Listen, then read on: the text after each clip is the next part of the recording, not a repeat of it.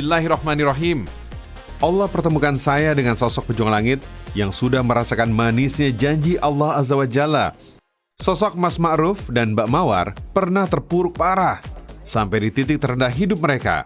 Terlilit hutang ratusan juta.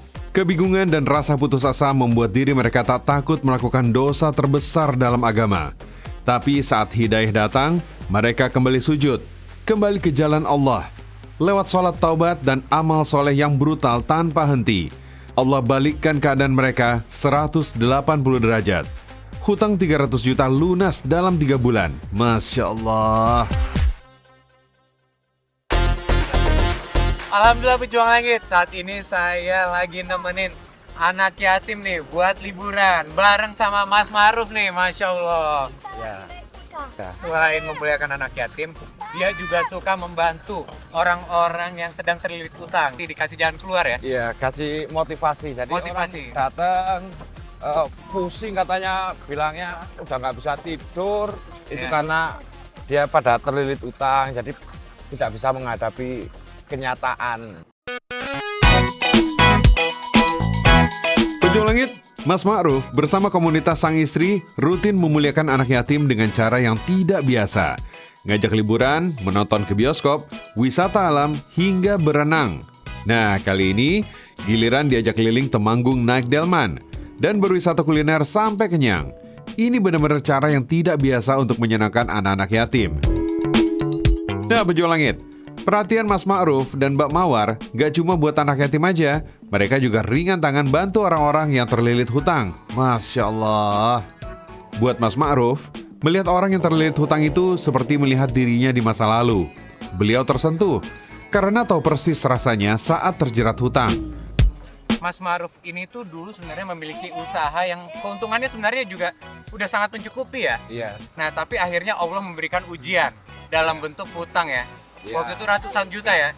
Lumayan banyak pada saat itu. Wah, kalau menurut saya ya, luar biasa itu. Udah banyak. besar sekali ya Udah utangnya. besar sekali. Yang bikin saya terjun di dunia ribawi itu awalnya itu buat nambah usaha. Baik. Yang dalam pikiran kita, saya sama istri itu, wah ini kalau nambah usaha ini hasilnya bakalan lebih gede lah. besar, ya. Iya. Tapi kenyataannya malah tambah terpuruk. Kayaknya itu hasilnya gede, saya yang merasakan itu. Dagangan laris, belanjaan juga habis, tapi uang nggak ada. Aduh, itu angsuran itu kalau dipikir itu 1 bulan itu Ada 10 juta? Itu lebih. Hampir 15 juta. Ya Allah. Itu kelas saya itu 15 juta itu udah gede banget 1 bulan. Jadi efek dari berhutang itu apa sih yang nyata-nyata dirasa? Ya kalau menurut saya itu yang saya rasakan ya, itu hubungan keluarga istri sama suami itu kayaknya kurang harmonis. Baik. Setiap kali istri saya ngomong, saya nggak terima marah. Ya. Saya ngomong, istri nggak terima marah lagi. Guru saya pernah bilang, jangan cari harta dengan cara yang salah, karena hasilnya pasti nggak berkah. Makanya, kita harus paham ciri-ciri harta yang tidak berkah. Pertama, punya harta tapi hati nggak tenang, selalu cemas kehilangan. Kedua, harta itu nggak membuat kita semakin dekat dengan Allah. Ketiga, harta nggak pernah bikin puas. Berapapun, tetap ngerasa kurang. Jika 3 ciri ini ada pada kita, yakinlah itu harta yang tidak berkah. Na'udzubillah min zalik. Saya dapat informasi Mas Ma'ruf itu sampai kepikiran ke dukun waktu itu ya? Bah, itu hampir tiap minggu saya itu ke orang pinter, kalau di sini itu namanya orang dukun ya. Itu hampir tiap hari, hampir tiap minggu lah itu ke dukun. Ke dukun itu juga nggak gratis. Ya. Juga mesti ngasih amplop. Tapi tetap nggak dapat penyelesaian terhadap masalah tadi? Nggak dapat.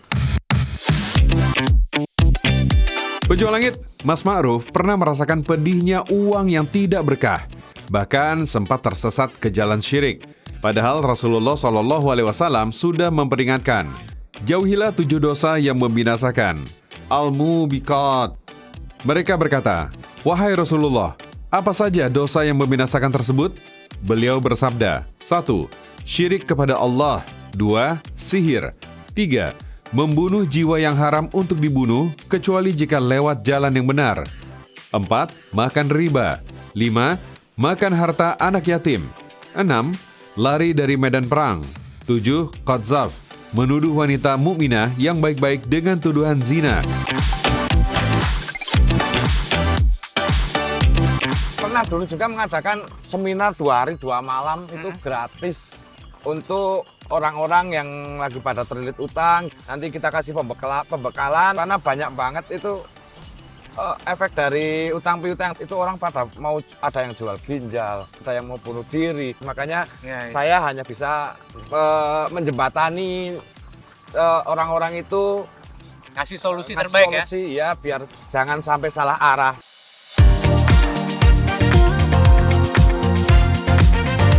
Alhamdulillah, hidayah datang lewat sang istri, Mbak Mawar.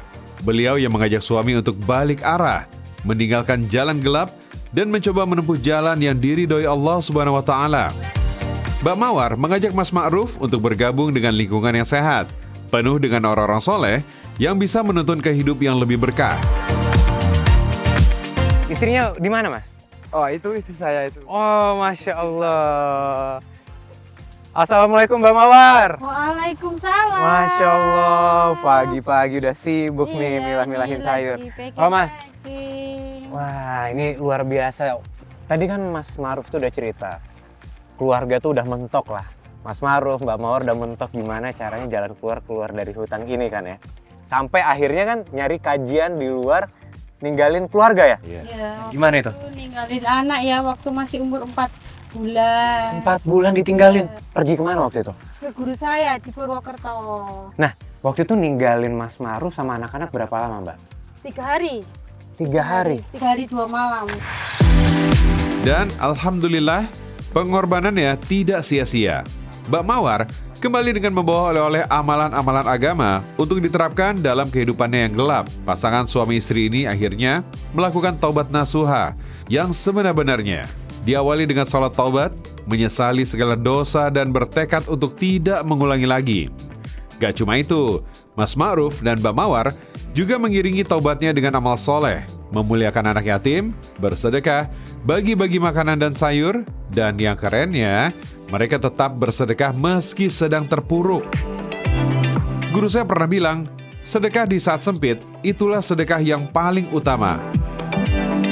Kita meninggalkan dunia yang masih berbau dengan riba, seperti waktu itu masih punya angsuran mobil yang tinggal 9 kali angsuran, kita lepas, kita kembaliin. Waktu itu langsung kita tinggalkan yang masih berdunia ribawi. Nah, pejuang langit, kini amalan itu membawa keberkahan untuk keluarganya.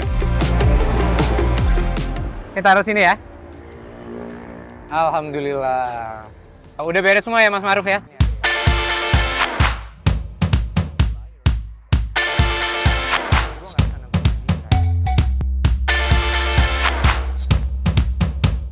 Pak, Assalamualaikum.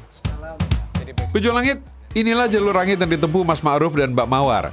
Mereka mengetuk pintu-pintu langit dengan taubat, sedekah, dan doa, hingga pintu keberkahan kembali terbuka untuk keluarganya. Berkat doa-doa tulus dari orang-orang yang mereka bantu, keberkahan itu datang tanpa diduga. Di bulan Oktober 2024, usaha baksonya tiba-tiba viral tanpa sebab jelas. Ramai pembeli tiap hari hingga akhir tahun. Alhamdulillah. Jadi semenjak tadi viral, butuh waktu berapa lama sampai akhirnya hutang itu bisa lunas? Ya jangka 3 bulan ya. 3 bulan? 3 bulan. Total hutang berapa waktu itu? Waktu itu masih ratusan ya? Ya 300-an. 300 juta. Pejuang langit, saya kaget nih ngelihat harganya cuma 15.000, tapi udah bisa makan sepuasnya. Mas Ma'ruf dan Mbak Mawar membuka rahasianya.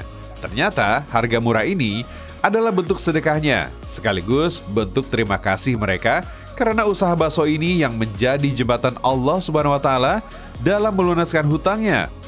Inilah bukti nyata bahwa siapapun yang kembali pada Allah, maka Allah akan lebih cepat mendatanginya dengan kasih sayang dan pertolongannya.